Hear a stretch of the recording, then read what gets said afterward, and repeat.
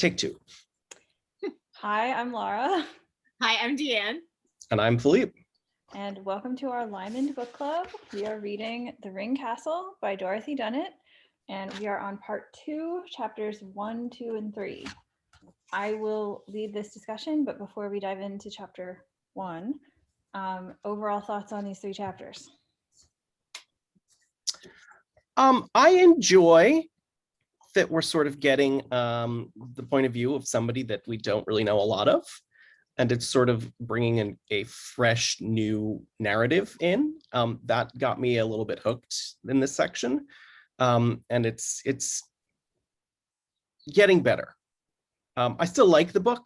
Like I've said in the past 2 videos, it's a little slower than what I was used to after the last 2, but I can tell things are picking up. And knowing Dunnett's past track record with animals in these books, I am deathly concerned for Slotta Baba. Oh yeah, the Eagle's toast. For sure. But I don't want it to be. I actually am sort of opposite. I enjoyed the chapters. I like these chapters. I think this story, I'm looking forward to where the story is going. But I'm like, stop telling me about these random people I don't care about. I want to talk about Lymond. So it's like that whole first chapter. I'm like, I don't care about the ship going to Russia. I just want to get to Lymond. So yeah. Although the story of the frozen sailors and stuff was kind of interesting, and I like the dynamic between Dickon and Christopher, and having like a slightly experienced man and then his like completely naive inexperienced son. And I think that's an interesting dynamic to see them. It's to see their points of view on this Russia stuff is interesting. But I still wish that we were, I don't know, give me like Adam's perspective, or somebody I know. I like that we sort of get this introduction to Lymond again through these Yeah. new characters, because it's been a while in this book since we've seen him, and we're getting another new version of Lymond, basically, because he's so sort of shut off to everything else. And there's some interesting stuff going on between him and the Tsar, which we'll get to. It gave me some vapors, that scene did. But yeah. Yeah, we when you went to the bathroom at dinner last night, we were talking about that scene between Ivan and Lymond. I'm surprised Dee, you didn't mention it because it is so like homoerotic. It's like take off. Oh yeah, I was gonna mention it when we got there. Yeah, holy smoke. Also, can we just say, Lymond is just in the clutches of another powerful man who's like taking advantage of him, and it's just But yes, it was a very good scene. Also making him play chess. I kind of got squicked out in that scene for multiple reasons, but definitely the chess was one of them. Yeah, it's a very squiggy scene. Yeah. Going back to Dickon and Christopher, I love outsider point of view on characters I know. So the first part where it's like random people I don't care about, I didn't care about. But then when they see Lymond, that I found really interesting, because this is the first time we ever see Lymond as Mistress Philippa's husband. That's how they know him. Yeah. That's awesome. That was pretty fun. Yeah. And how like sort of offended on behalf of Philippa they are. Yeah, and Chancellor's like, oh, this guy, like, how did she end up with him? He clearly is just using her for his own purposes. Right. There was even a moment where one of them, I forget which one, like assumes that he like seduced and abandoned her or something. I'm like, oh. Yeah, they're all wrong though. But that's why outsider point of view is fun, because they see the surface, but then like slowly they discover, you know, what's really going on with the character. Yeah, I did like the faux kidnapping with the like bonking him over the head to have a conversation. That was good. I think also like the first part with the frozen wastes and the journey of Hugh Willoughby, who, you know, they ran out of food and froze to death, or they didn't run out of food, but they froze to death. He froze to death, yeah. That I think is just interesting, because the whole aesthetic and tone and atmosphere is like this frozen wasteland and sort of like dying alone in the middle of nowhere. And it has a parallel with what's going on with Lymond, how he's shut himself down and he's like frozen out his emotions and he's gone off in the middle of nowhere.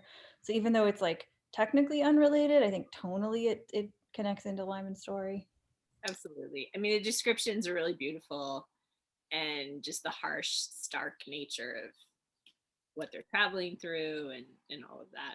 There's a really good book that part reminded me of called The Terror. And I can't at the moment think of who the author is, but it's historical fiction about a real ship that sailed from England in like the 1800s trying to find the North Pole and what happened to everybody on board. Nobody knows in real life what actually happened because they, I think, finally found the ship and nobody was on it anymore. But it's a really good sort of historical fiction tale of what happened. Wasn't that So look turned it up. into a movie? I think it's a movie. They made it into a TV series Oh, on A&E. That's probably wrong, but it was a good TV series too. So I remember seeing ads for it. mhm, All right, should we dive into chapter 1? sure. Chapter 1. Okay, so this whole chapter is one long section, so I'll just summarize as quickly as I can what happens, and then we can dive into anything you guys want to dive into further. So yeah, as we were saying, we start out with the point of view alternating between Dickon and Christopher Chancellor. They're on the ship Edward Bonaventure sailing to Russia. They go to this abbey where they talk to the abbot, who tells them that Hugh Willoughby and his ships were found, and that all the men froze to death. And so they go find the ships and they find Willoughby's body and they find his log. They then unload their cargo and they start the 1,000-mile overland journey to Moscow, which takes them 40 days, most of it on the river, and then 2 weeks, I guess, riding. At Vologda, they meet Osip Nepeja. I don't know how to say his name correctly, who is the namestnik of Vologda, which is some kind of title. And this is where we start hearing bits of Lymond filtering into the gossip. They talk about him, the mercenary gentleman with the eagle, and Mistress Philippa's husband. And then they encounter him on their way to Moscow, and he takes them to the Troitsa Monastery, which is still around, I guess, as a tourist thing in Russia you can go to. They have some disagreement because Chancellor wants to go on to Moscow because they don't have a lot of time, and Lymond is basically like, no, we have to do what the Tsar says. There is no choice. But he also tips them off that the monastery has lots of money, which is helpful to them. And then later he also tips them off that one of the Russians who pretends not to speak any English actually does understand English. So Lymond's kind of subtly helping them on the DL throughout this, basically. But very clandestine, like he's doing it in a way that the Tsar won't find out. Exactly. So anything you guys want to dive into? I think one of the interesting things is like, why is he helping them? Yes, I think that is an interesting question. I underlined a couple of things in here just where I liked Dunnett's language, and I think there's several spots of that, but a couple that I underlined were at the top of 164 it says, this is talking about Dickon Chancellor. It says, but at sea, launched on his adventure with the stars caught in his astrolabe, he carried like a man drunk on small wine an aroma of happiness. And I just really, and I think I mentioned this before, but I really love the way that Dunnett uses clauses and how she just makes her sentences flow with all this description within the same sentence. And yeah, anyway, I love that. And then there's a later part where they're talking about learning Russian, and like all the guys, they're making all the guys learn Russian, and apparently some of them are not good at it. And Dickens trying to remember his Russian and all that. Anyway, it talks about they're applying missing nouns and incompetent verbs and delinquent adjectives. And I'm just like, that is such a good description of being frustrated with language learning. So I loved the delinquent adjectives. But anyway. Some of her most poetic writing in this book, describing these beautiful, eerie landscapes and stuff. Do we know how old Christopher is. I don't think it really matters. I'm just curious because I get the sense that he's sort of along on this trip to learn the trade. Like this is the first time his father brought him along. I was assuming like late teens, early 20s, like young. Oh, I thought Yeah. younger. I mean, teens definitely because all the bit about, his father's letting him drink and stuff like that. You wouldn't let a child drink, but also you wouldn't bring a child along on a trip to Russia with dangers involved. Maybe So I like- would assume late teens as well. Yeah, I took him as pretty young, like 12, 13, 14, because he's Oh wow. ignorant. But I could be wrong. No, that's interesting. 'Cause, That would make and it's like you didn't really have like a teenage phase. You were like a child and then you were an adult. So Yeah. Right. So yeah, he could be like 14, 13, 14. Well, and like especially in this time, apprenticeships started very early. So Yeah, I love his like there's the point where they're talking to some other people and Dickon is like giving Christopher like this side eye about like shut up. And I can't remember which conversation it is. I underlined it. Oh, it's on 172. So Christopher's trying to ask questions about Philippa's husband, and they discover like he's here, and Christopher's like, "You're in Russia?" Like what? And then yes, said his father this time looking at him with a quelling slate colored eye with an eagle. Like he's just Christopher is just like what? And his dad's like, "Shut up." So that was funny. there's also some good insights into Chancellor's character on 168, where there's this contrast between his real interest and his Oh, duty. Yeah. Right. Yeah, His yeah. real interest is in defining and mapping this country of Russia and discovering what had been unknown before. But his duty is exchanging, royal gifts and, functioning like a sort of ambassador between England and Russia and like all the trade stuff. And then it even says later, like down below, Dickon Chancellor had no quarrel with commerce. It had paid for his ship and his voyage, but he was not and never would be a merchant. Yeah, so he's a traveler and explorer and like discovering unknown places and all that. Mhm. I like him. It makes me I do too. Yeah. I think he's an interesting character. I know that the Tsar has his suspicions that this sort of ambassadorship and trade route is also espionage, like a spying mission. I don't think that's Dickon's job, but I'm wondering about some of the men that might be with him. I mean, mapping out an unknown country isn't not being a spy. Like, like finding out the unknown things is sort of what a spy does. So I'm not saying he's like malicious about it, but I don't think that's his sole intent. yeah. Like that's not why the Queen sent him. Well, I think the thing with Ivan is he's so paranoid and he sees like the worst interpretation of everything. So you could say like they're learning about an unknown country. And if you want to put a negative spin on that, you can say that's spying, but you can also just say that's learning. Mhm. Like, but Ivan's so paranoid that he sees it as something bad. Like he's so careful to make sure like they're not allowed to leave their home, and anytime they do go out, they only see sort of the best of what Russia has to offer. Like all of the bad spots are hidden away. Yeah.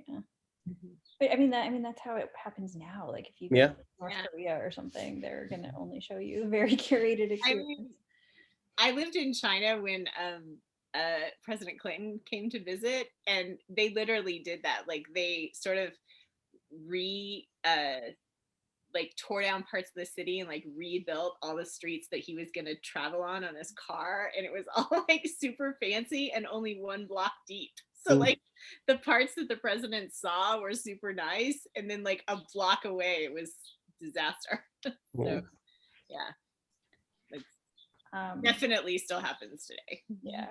And speaking of China, actually, we also get the interesting news that Chancellor's goal after this is to go back to England and persuade the company to send him once more to try for the route to Cathay, which they thought at the time was not China, was like separate from China, but later they figured out that what they thought was Cathay and China is actually the same thing. So he's trying to he'd like to go to China.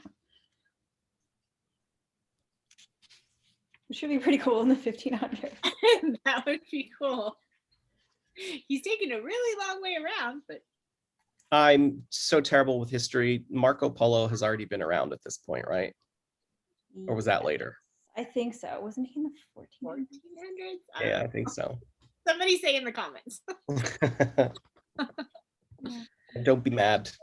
I'm terrible with European history, so blame my American education. 12 and Well, I had a lot of 1300s. I had a lot of European history, but it was 25 years ago. I don't remember it. Yeah, Marco Polo was born in 1254 and died in 1320. Oh yeah, okay, definitely. So And he was Venetian. Oh. Interesting. So yeah, they knew China existed and they wanted to trade with it, but they didn't know the geography that well yet. That makes sense. So other things in this chapter. I like just like the teasing of Christopher, and there's just little character moments. The finding Willoughby's party and like all of that sort of stark sadness, and reading the log, and yeah. What's your take on Lyman's eagle? well, I mean, I like the eagle. I'm assuming it was a gift from the Tsar, just sort of a part of, making his presence more commanding. And I wonder if part of Lyman's upbringing and education was falconry. I would assume it probably was in that time. Yeah, it would have to be. It's not something an amateur can really. I mean, I guess he could learn it while he's in Russia, but it I takes mean, time. yes, but Lyman also picks things up very quickly. So, Yeah. But I mean, it takes time to develop a trust with a bird of prey. Like, it's not an easy thing to do. So, well, he's been in Russia for what, almost a year at this point? Longer? Quite a while. Mhm. Because this is a sort of confusing book because we're jumping like back and forth in time because it takes a really long time for Philippa's letter to get there. I just thought he's got an eagle. Of course he does. Like, it's just like, how dramatic, like Lyman has an eagle on his shoulder. Like, sure.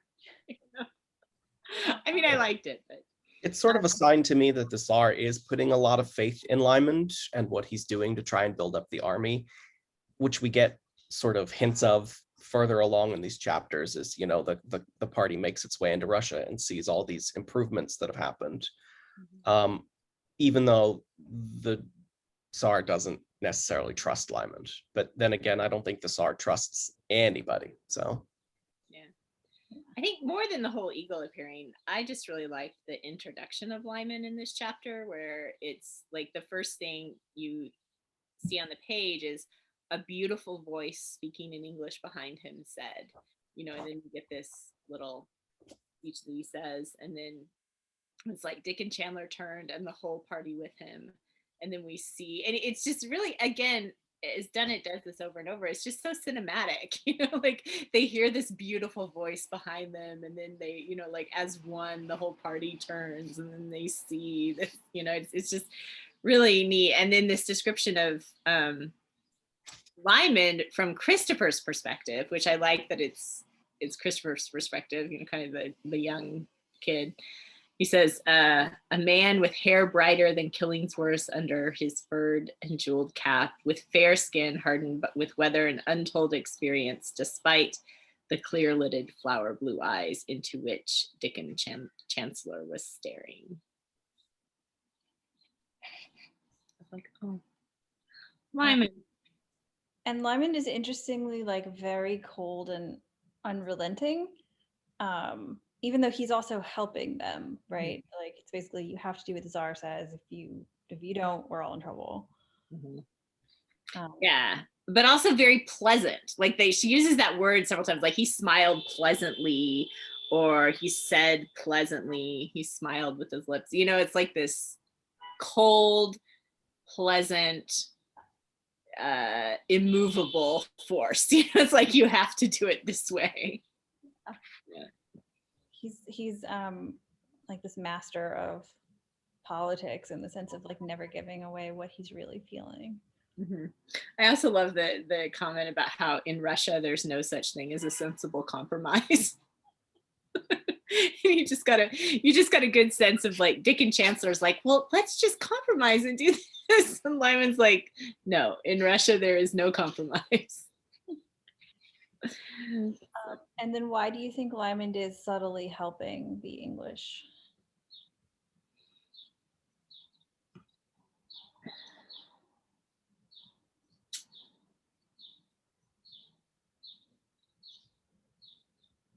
I don't know.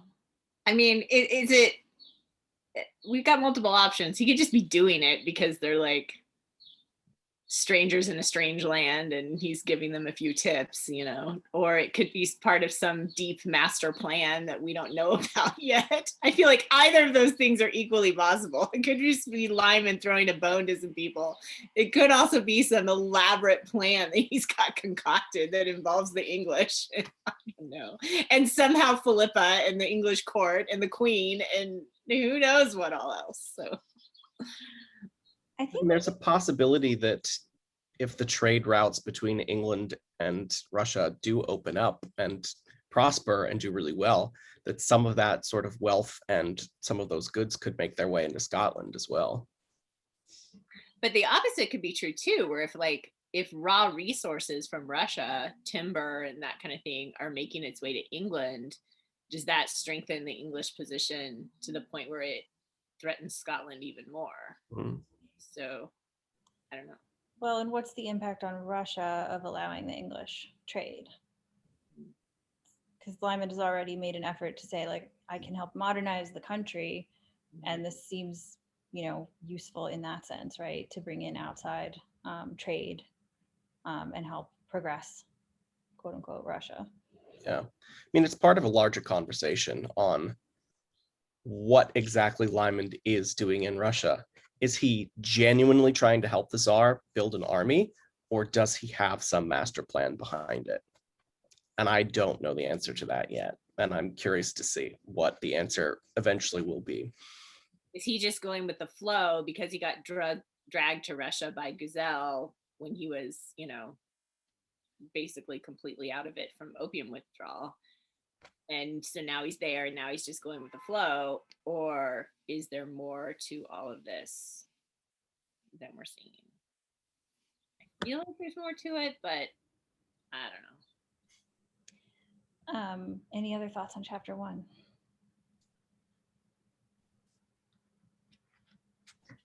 I don't think so. Yeah. They didn't It was nice. talk about Margaret Lennox, right? That's in chapter 2. That's in chapter 2. Okay. Yeah, because we definitely need to spend some time on that. But if that's not in this chapter, then Yeah, it's nice. It's a nice chapter. So chapter 2, another no section break, so I'll just summarize the whole thing quickly and then we can dive in. The party does indeed go to the monastery because they don't really have a choice. Lymond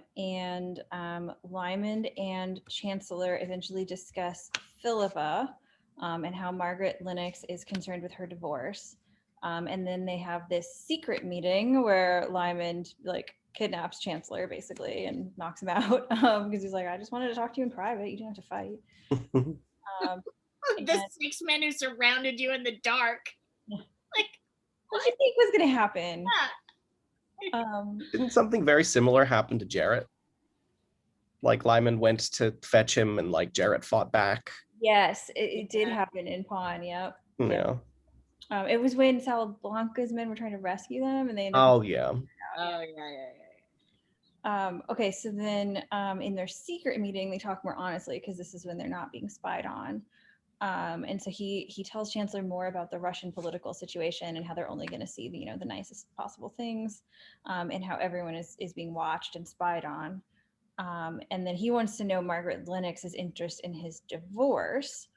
And Chancellor reveals that she wants him to go back to England to get the divorce in person. And he reveals the threat to Kate that she's going to be forced to marry, but he doesn't reveal the death threat to himself, which is interesting. And Lymond doesn't answer whether he'll return to England or not. He says, ask me in Moscow. thoughts on this chapter?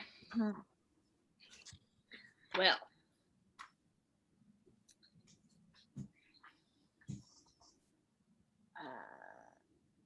I thought it was interesting, again, this outside perspective on Lymond,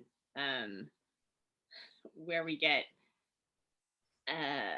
so on top of 184, Dickens says, I think it's best to be plain. My presence here as ambassador is purely from out blah, blah, blah. We're here in a matter of trade. We have no political interest in Russia. How improvident of you, said Mistress Philippa's husband. Again, this nice identification of him as Philippa's husband. And it says, behind the wide, cold eyes, the charming insolence, a woman might see, Chancellor thought, a lifelong hunger for power, a litter of outworn romances. And I was like, what? But how would you know? Like, you meet this guy who's in this like military position in Russia. What are you supposed to think? Yeah. He doesn't ask like, how's my wife doing? He seems to have no human interest in her, you know? He seems crazy and awful. Well, also, I find it interesting, like, a woman might see a lifelong hunger for power. So, like, does Chancellor not feel like, he's like, you know, if a woman looked at this guy, she might think this. But, like, what kind of, I don't know. It was kind of funny. And also, is he thinking of Philippa's vision of Lymond? Is he thinking of Margaret Lennox's vision of Lymond? Because it is kind of Margaret Lennox's vision of Lymond, right? The lifelong hunger for power, a litter of outworn romances. Like, that's kind of what Margaret thinks of him. So She's just projecting. Yeah, that's interesting because I don't know. I mean, maybe that's what he's thinking, but I think he has an interest in Philippa because he keeps thinking of her as, or sorry, of Lymond as Philippa's husband. So he definitely has, and he spent time with her. He knows how awesome she is. So I think he has a bit of interest in Philippa, and he's judging Lymond and probably thinking about like, what is Lymond to her from her perspective. Right. Yeah, and then he's got this like super negative. Like, clearly he's not worthy of her, and therefore I should go rescue her. I don't know. We also have right after that, the reveal that she had been getting ready to stow away on the Edward Bonaventure to Russia, which Chancellor had not known about. It's Robert Best who reveals it. And we have Lymond broke into genuine uninhibited laughter, which is the first like genuine anything that Lymond has done in this entire book, and it's at Philippa. Yeah, I love how delighted he is that she's doing, like, how delighted and unsurprised he is that this is her plan. It's kind of like, of course that's what she's gonna do. Sounds like Philippa. Yep. So, and then because Lymond says maybe she'll get on the Edward next time. Lymond said maybe she'll arrive in spring. So yeah. And Lymond has this assumption, and I'm curious if he's serious or if he's saying this for the benefit of the people around him, but he's got this assumption that she has someone in mind that she wants to marry. So, and I feel like he is mocking this intended person. So it's an interest. I don't know. I found the tone interesting, where it's like, maybe she'll send her intended and he'll come, and and I just wonder if Lymond if there's just a little tiny spark of not wanting someone else to take his place. No. Maybe. I don't know if he's there yet, but maybe. Maybe. So then that's where he kind of cuts off the conversation. And at first you think, oh, he just doesn't want to talk about anything that's going on over there. But then he kidnaps Chancellor and they have a much more open conversation. So it's more like he doesn't want to talk about any of it in front of the eavesdroppers who actually do understand English. Yeah. So Grigor Jeff. I don't know how to say his name. Yeah. I thought Lymond's response to finding out about Margaret was like this description of him as an athlete kept too long indoors. Like, he's just gotten tense. Like, and he had such a, like, Lymond is so good at controlling his physical responses to things.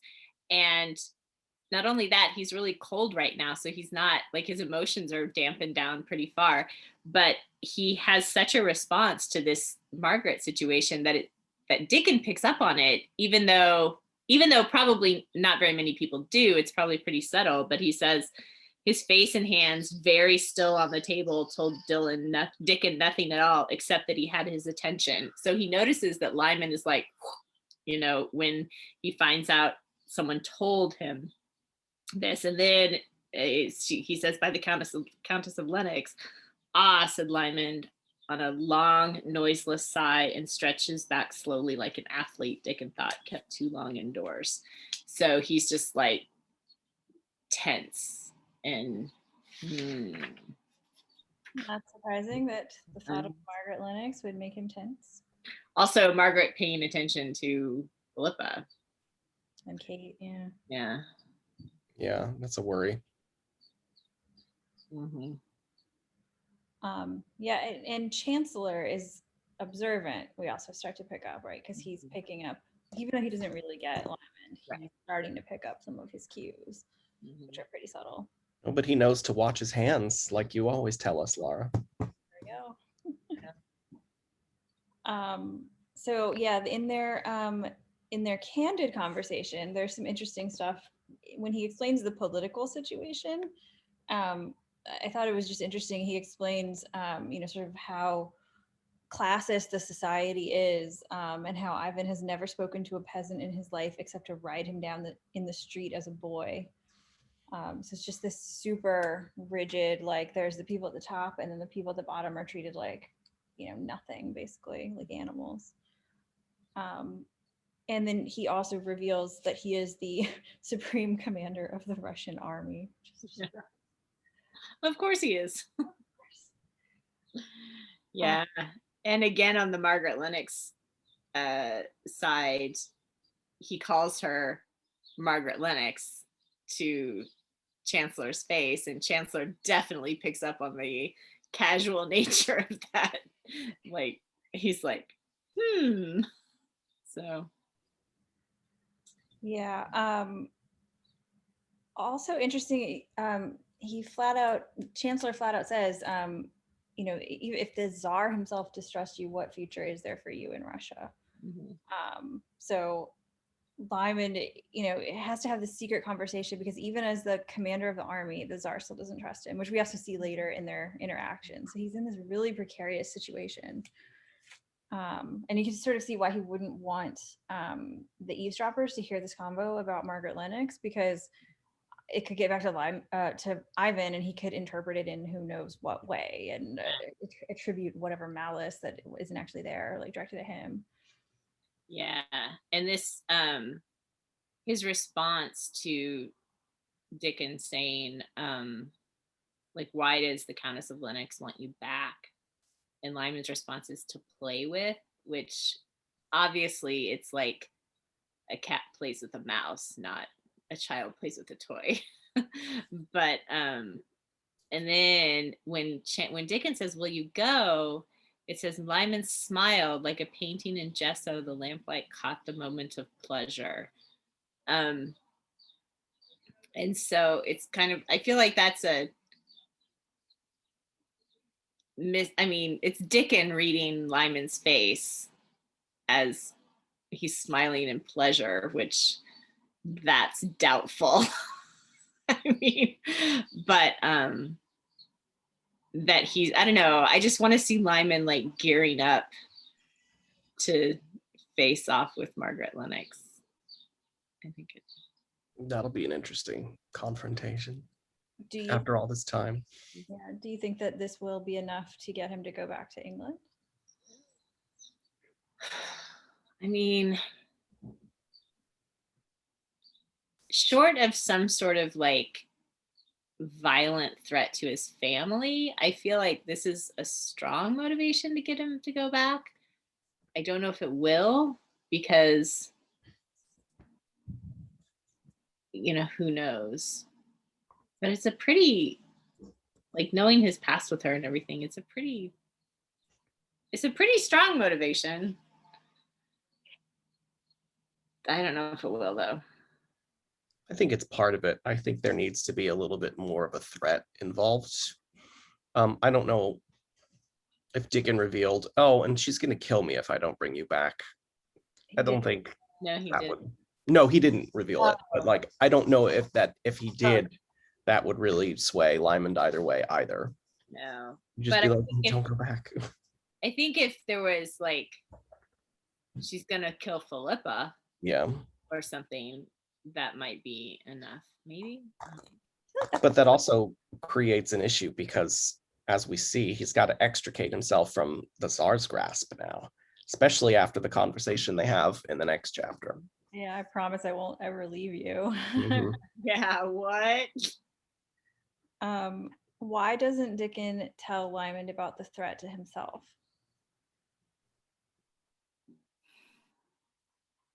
Machismo?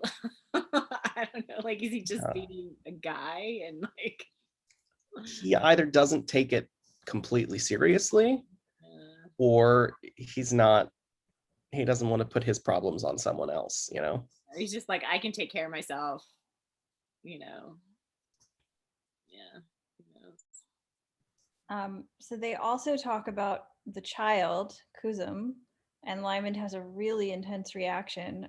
He laughs in a way that made the hairs prick between Chancellor's flesh and his clothes. And then Yeah. he drinks 2 drinks of the alcohol that he's given Chancellor. And we know Lymond doesn't usually drink. So for Lymond, this is like a super over the top intense reaction, actually. There's pain in that laughter, Mhm. definitely. So obviously still very much on the forefront of his mind. I'm sure it's something he thinks about almost all day, every day long. So Yeah, and I mean, you could say the reason he's not going to go back isn't just because of the prophecy about Richard, but because he can't see the kid, he can't process, he can't deal. Yeah. For sure.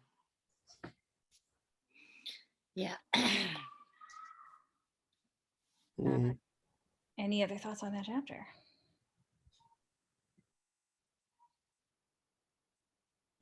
Okay, then we will move on to chapter 3.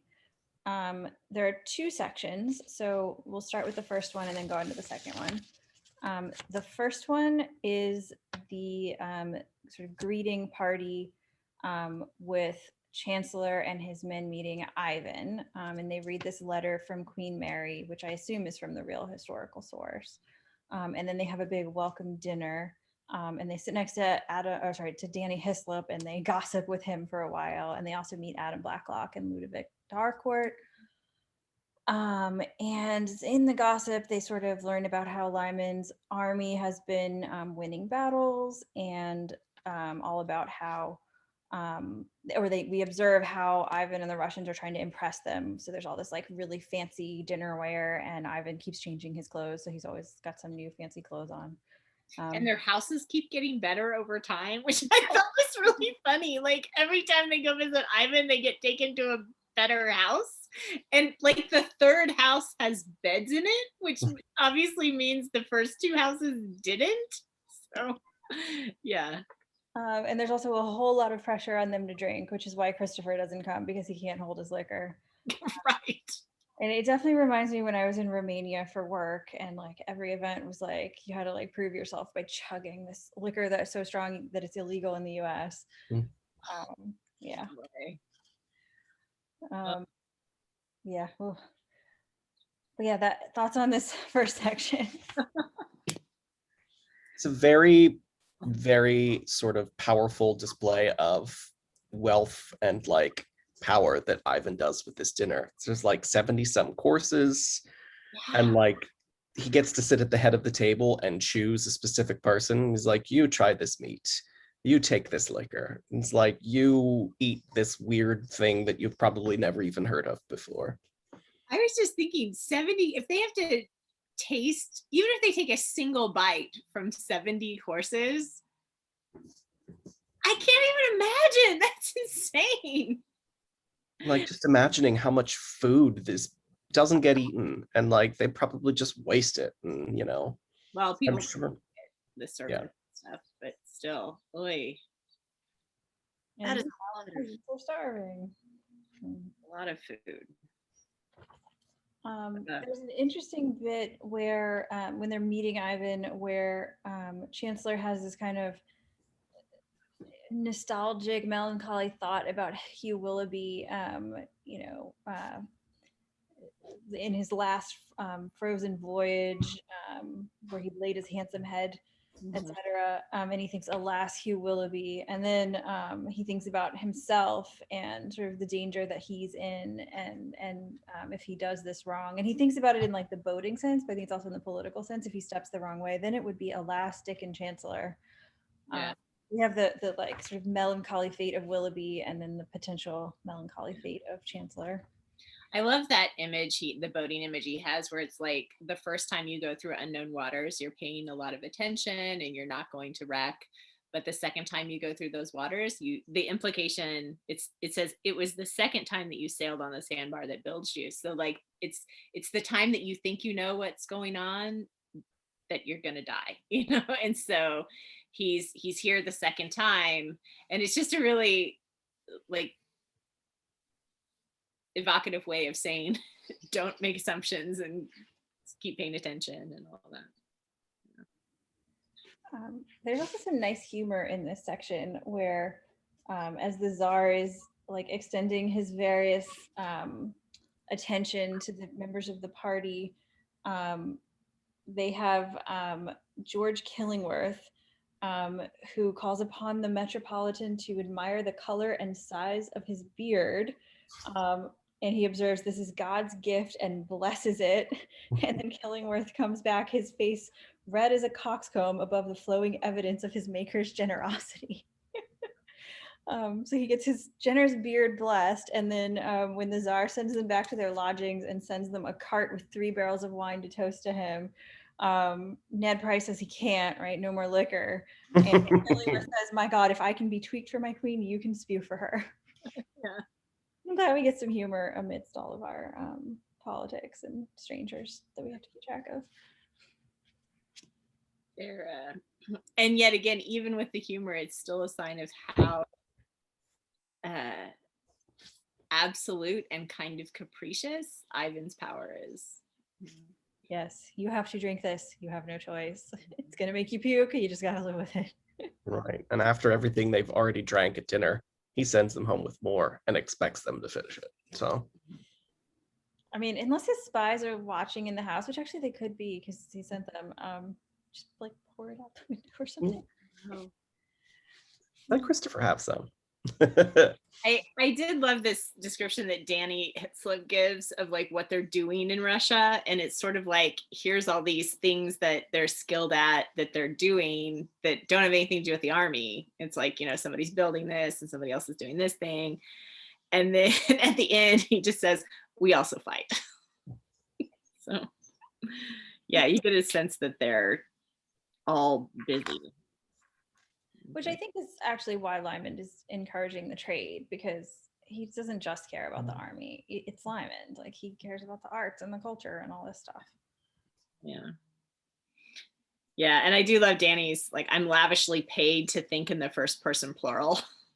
So it's like, they're giving me a lot of money for me to say we do all this, which is a simple way of expressing a pretty complex power relationship. Other thoughts on this first section? Although except for the little insight that Dickon has on Ivan, where Ivan's calling everyone by name in his court, and Dickon's super impressed. Like, he's never seen this happen before, and it gives him a sense of like why Ivan is. I mean, it just shows us how,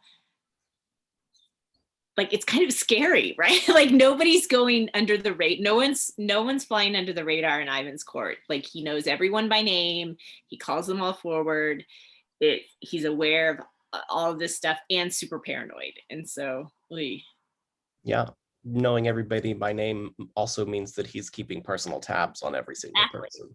Exactly. It's not like you can have some random person walking through the English court that Mary doesn't know who they are. And wouldn't be concerning because she doesn't know who a lot of people are. But Ivan knows who everyone is. So, yeah. I think it's also it's like a smaller group of people in power, so maybe that's part of it also. True.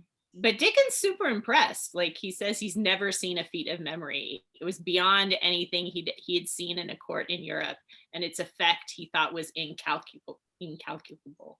Yeah, well, and he's also Ivan's also demonstrating like who's in favor and who's not, and making sure everyone knows about it. Yeah.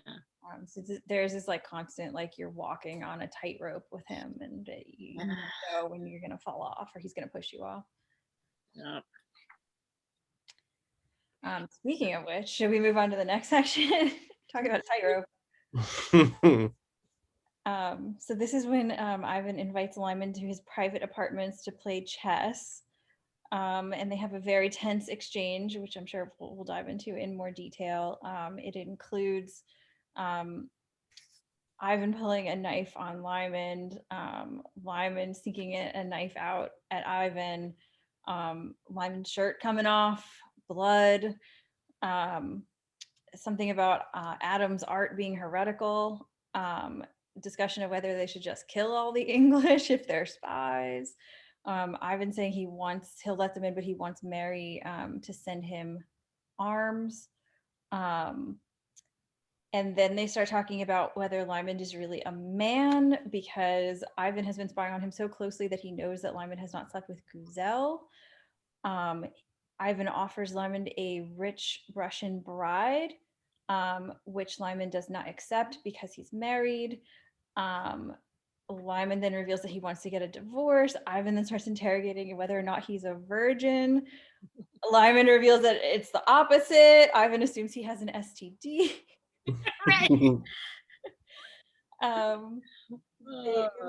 Then Lymond reveals the prophecy about Richard, and they end with this like really emotional exchange where Ivan's like, "You won't leave me," and Lymond promises he won't leave him. And it's all very super creepy, lots of power, lots of sexual undercurrents, very possessive. Yeah. Ivan might as well just be offering himself to Lymond. It's like, I can give you women, I can give you myself, you know? There is very much a homoerotic undercurrent going on between them. Yeah, with the women as like the what is it? Like a sort of fake way of talking about it without talking about it. The subtext. Yeah, they're just a stand-in for what's really going on. Yeah, Ivan is quite obsessed with Lymond's sex life in ways that seem a little sketchy.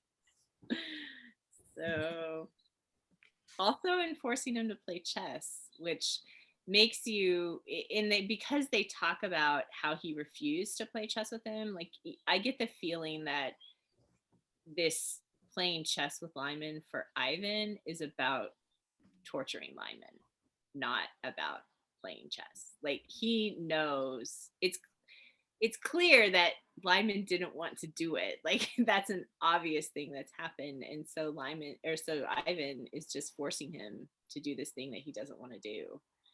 And I don't think Ivan could possibly know how much it affects. No, Yeah. I don't think he does, but I think he knows he doesn't want to do it because he keeps refusing. So he's like, oh, there's this thing that this guy doesn't want to do, so I'm going to make him do it.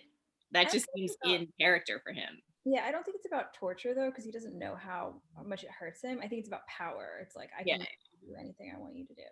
Yeah. Sure. I don't think he'd have any idea of what No. happened. I don't think he does. I just think he knows it's a thing that Lymond doesn't want to do, so he's going to make him do it over and over and over. Yeah, he wants absolute obedience, which is why he spies on everybody and was looking for any sign of betrayal because he's so paranoid. So we also get the fact that this is not Lymond's first visit. He's been here many times before. So he's got this, he had come to know the room well. So he's got this private relationship with the Tsar where they're very comfortable with each other. And like they're pushing boundaries on purpose, right? You would never pull a knife, on the Tsar, but like Lymond is pushing boundaries just enough that he's like skating on the edge of the tightrope, but like keeping Ivan's interest. That sort of display between the two of them where they pull the knives on each other and then the Tsar throws his knife. It seems very ritualistic to me. Like this is something that escalates every time they meet. And it's like, who's going to get the upper hand on who this time around? Like it's very playful in a dangerous sort of way. Yeah, and it's also like your life is mine and I could kill you. And Mhm. like if Lymond hadn't been fast enough, he would have killed him. So Yeah, but there's also this exchange where it's like the Tsar says, "I know you," and then Lyman, they have this like he throws the knife, and then Lyman says, "You know me," and there's just it's and yet you also get the sense that he really doesn't. Like nobody knows Lyman deeply, and so but Lyman is sort of acquiescing in some way to Ivan's desire. Like you get this sense that Ivan just wants to possess him on multiple levels, and Lyman's kind of giving into that in some ways, and it's interesting. well, yeah, he kind of gave himself to Guzel. He gives himself to Ivan. I think like from what we saw at the end of Pawn, he was ready to kill himself. Like he didn't want to be alive. So now it's like, okay, I'll just give myself to whoever because yeah, the alternative was death. I didn't die, so whatever. Yeah, his life doesn't matter, so you might as well Mhm. spend it in various ways. Like at least to me, it feels like the boundaries that he used to have around his own independence aren't there anymore. Mm-hmm. Yeah. And like he disrobes in front of Ivan. Remember how he was so hesitant to disrobe in the French court in front of the king and everybody. Like he and remember when he didn't want to like reveal vulnerability in front of Kate and her servant. Like he just to have him just like taking his shirt off in front of Ivan is like Mhm. I think a boundary that he doesn't he used to have that he is more relaxed now because he just doesn't care. It's not like his scars have disappeared. Like he still has them. And it's like that trauma, it's sort of like that trauma has been overlaid with so much additional trauma that the previous trauma is like, whatever, and that was really traumatic. Like we think back to like Queen's Play, and but now it's just so much has been added to it that it's like, oh, whatever. Mhm. Yeah. And like we see other boundaries breaking as well, like the fact that he's drinking more frequently now again. I mean, that's part of being in the Russian court, I think. It's interesting that sort of the one boundary that hasn't really changed is that like he's refusing to sleep with people left and right like he used to. Yeah, absolutely. Well, we had the I shall gather frankincense, right? Like he made a baby that did not turn out well. No more sex because baby could happen. Mm. And honestly, he probably like physically can't at this point. I mean, he's so traumatized by the thought of it. And the Agamorat thing, like he's just, bad. Yeah, that would turn you off from men for a while. Yeah. Um, Yeah. we also have Ivan promising, I shall kill you one day, but not until you teach me, blah, blah, blah. Yeah. So like Ivan really likes him, but also he's like, I really like spending time with you. Take off your clothes. I'm gonna kill you one day. Yeah. I mean, it's for someone who's suicidal but can't commit suicide because of a promise, having the threat of imminent death hanging over their head is probably not bad. It's like, well, he's gonna kill me one day. Yeah, I don't think he cares at all. No. Yeah, or at least doesn't care because of his own personal safety. He might care. He might care because if he dies, he won't be around anymore to do some things. But in terms of I want to save my own life, I don't think there's. He says it at another point too. Like at one point, one of the Russians who's jealous of his power is going to kill him, but like he also really doesn't care. Yeah, I think he says it. He's talking to Chancellor. He's talking to somebody. Yeah, I think he's talking to Chancellor, and he says something about how as the commander of the army, like one day they're going to put a sword through my ribs or something, but and he just says it very casually. but not until I've accomplished a bunch of stuff, so it's fine. Okay, so what else? I find it interesting that they sort of bring up the Dame de Dutances and sort of soothsayers, and like Lymond actually really believes that he's never going to meet Richard again. Like that's one of the things that stuck from that meeting. And I'm like, no, you'll meet him. Don't worry. That's not the brother she was talking about. So now we're at this point. All right. So I've been thinking about this prophecy. And so the Dame de Dutances says, my father's two sons would never meet in this life again.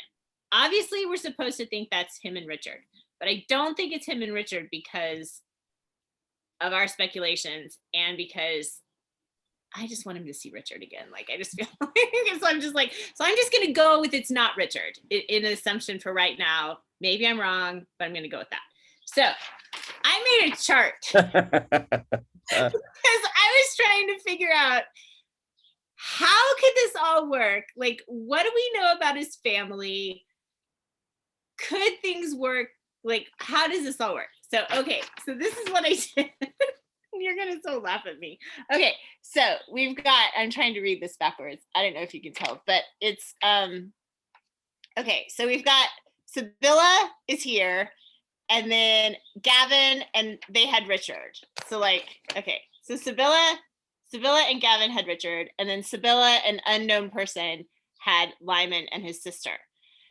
So then we have Francis, the grandfather, and his wife, who I can't remember her name. And when I was writing this like late at night, and so I couldn't remember the name of the uncle and the wife, but Honoria Bailey and Honoria, and then Leonard.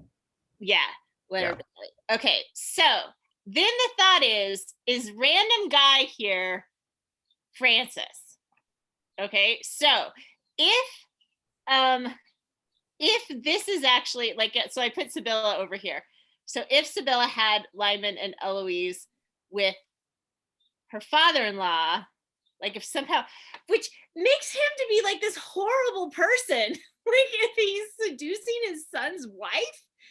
And I was trying to figure out how, like, what if she's actually Francis's wife and not Gavin's wife? But it doesn't make any sense for that to be true because Richard is the oldest. So she has to be Gavin's wife. And because I was trying to think, well, maybe she married Francis and then he died and then she married his son because she had like, but it's just very biblical. but that didn't work because Lymond and his sister are younger than Richard. So anyway, I'm still confused. But I had to make a chart to try and figure it out. You got to throw Marta and unknown brother on that chart somewhere. No. If no, not unknown brother, because that's what made me think of this. Because if Francis Sr. is Lymond's father, then Gavin is his brother, not his father. And the two brothers who won't meet in life are Lymond and Gavin, who will not meet in real life because Gavin's dead.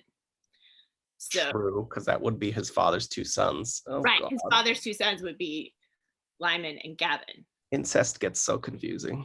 But I don't think it's incest. Well, it's not. It's just this woman slept with her father, son, which is creepy. But if that's the case. So in all of that, I really actually want Lymond's father to be like random guy we don't know, because I can't make Sibylla be a good person in my head. Like, I can't figure out a way that this scenario works out where Sibylla is not just totally creepy. So I really want Lymond and his sister and Marta's father to be like random Frenchmen that we don't know yet. But I feel like that's asking a lot of the story, because I think Dunnett is like convoluted in a way that we probably do know the players already.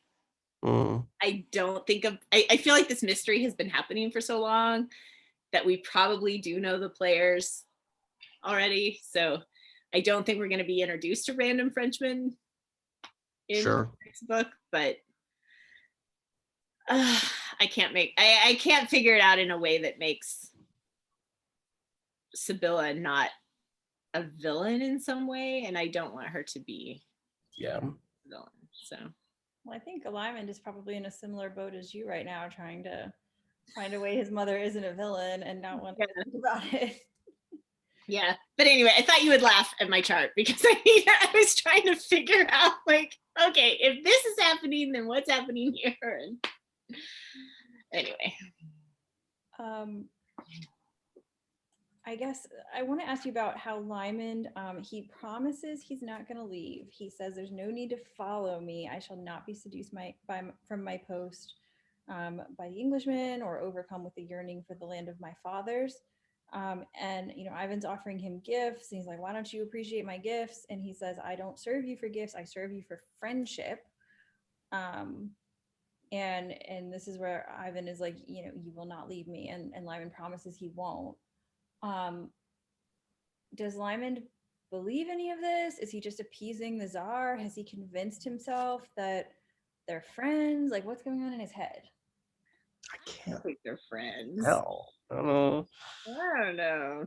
I mean, the Tsar. Okay, there was this telling line at the top of 210 where Lymond says his marriage hasn't been consummated, and then it is true, the Tsar said, his big hands lay loose on the fox fur, so deep was his interest and curiosity, you're a virgin.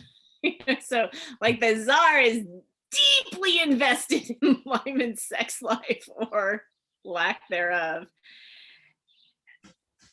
But I feel like even as like disconnected from emotions as Lymond is right now, I do feel like and is deeply uninterested in sex as he is right now, I do think he's incredibly sexually aware. Like, he's been sexually abused so much in his life. There's no way that he doesn't pick up on that. So I think some of this is perhaps a response to Ivan's interest and obsession that Lymond recognizes. Like, yeah. Well, yeah, I'm sure that Lymond recognizes it, but then how is it manifesting in his, like, I promise not to leave you? Like, if you take it that way, he's like playing to it. Yeah, I mean, he could be playing to it. Like, I don't think his promise is genuine. Like, I don't think he's devoted to Ivan. No. So We have to keep in. Sorry, go ahead. I just say, is he just gonna like keep playing? Like, is he playing Ivan for some other purpose, which seems risky? Well, we have to keep in mind that he's working for Güzel as well. So whatever Güzel's planning and plotting is playing into this. So we just haven't seen a lot of her yet in this book. And he is loyal to Güzel here. Yeah, Ivan's like, I will get rid of your mistress. I'll get you a wife. And he's like, no, I'm loyal to my mistress. Mm-hmm. Even though I'm not sleeping with her. Yeah. Also, how creepy that Ivan has people in his house. Like, it must be like servants that are listening at the door. Like, are they having sex? No. He has the security cameras installed in every room. Peepholes drilled through the walls. So creepy. Yeah. Wouldn't put it past him. I would not put it past him either. Yeah. I mean, he is putting them in all these houses. You never know. There could be like observation things in all the walls. Yeah, I'm sure he has ways of keeping track of people without them knowing, other than just human resources. Yeah. So where is this going? We're sort of being set up with this really interesting relationship with Lymond and Ivan.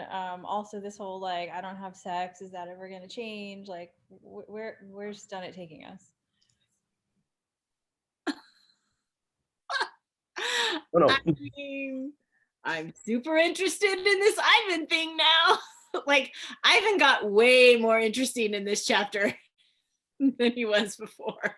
So, in a sort of horrific kind of way, but I mean, it's horrific, but he's also like, I think, genuinely really needy.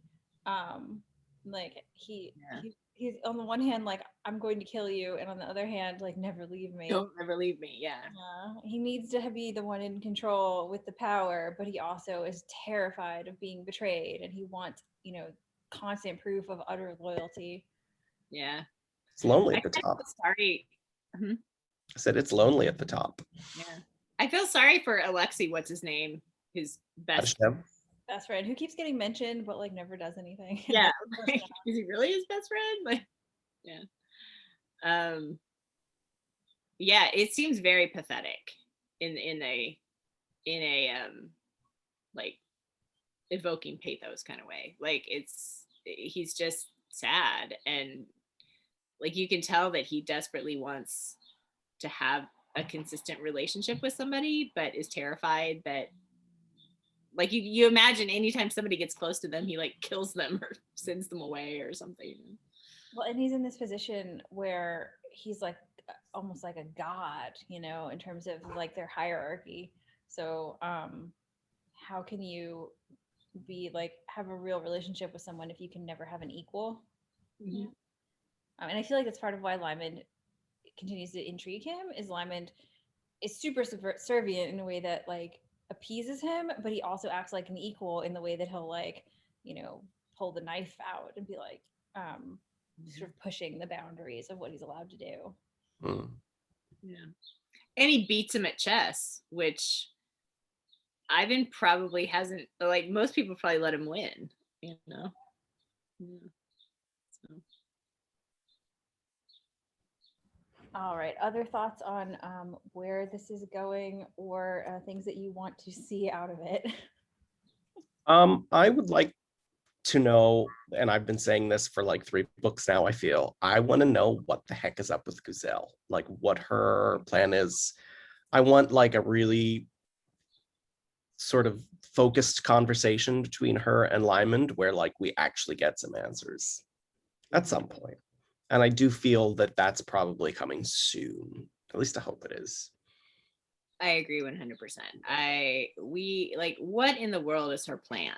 Like here, like, what is she trying to do? Is she trying, because if she's trying to get like, be the power behind the throne of the Russian czar, like, it doesn't seem like that's going very well, or at least what, Maybe she shouldn't have tried to take power in a super misogynistic society that like hides the women away and doesn't let them interact with other people. Yeah, it seems like she might have been doing better back in Istanbul, except for, what's her name? Roxana. Thank you, Roxalana. Yeah. So yeah, I totally agree. I'm super intrigued with the Gazelle. I would like to see.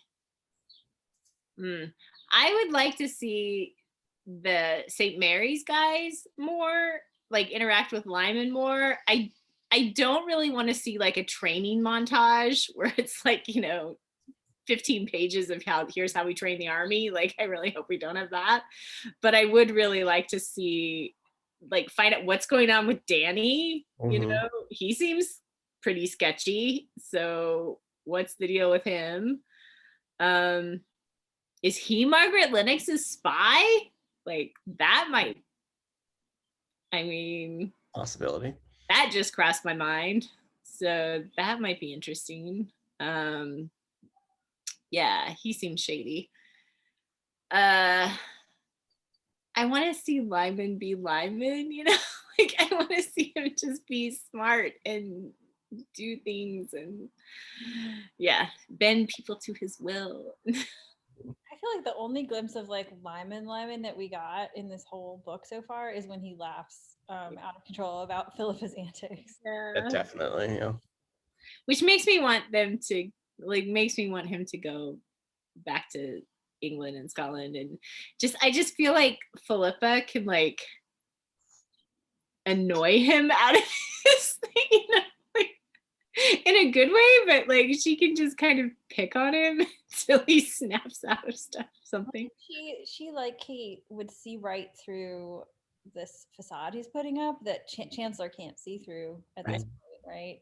Yeah. Actually thinks he's this person he's pretending to be, but Philippa would just be like, "What are you doing?" Yeah, like stop with this BS. Yeah, yeah, exactly. So I'd like to see that. I just like to see some healing for Lymond, which I mean I've been saying that for 5 books, 4.5 books. I've been saying, can Lymond just go to therapy? Needs more and more therapy after every book. Oh my goodness, more and more therapy. But yeah. So where's it going with Ivan? What's up with Danny? What's happening with the court and Philippa? I do want to go back to Philippa, and is she gonna have, I really, as much as I want Lymond to like go back to England and Scotland and have like a face off with Margaret Lennox or something, I would really like to see Philippa have a face off. I think Margaret Lennox is so dangerous and such a strategic player, but I want to see Philippa handle her sort of. I think in a way that Kristen Stewart couldn't, that it wasn't in her nature to do that. And so she was not as politically savvy as Philippa has had to become, having had to survive yeah. Vietnam. So yeah, it's a good point.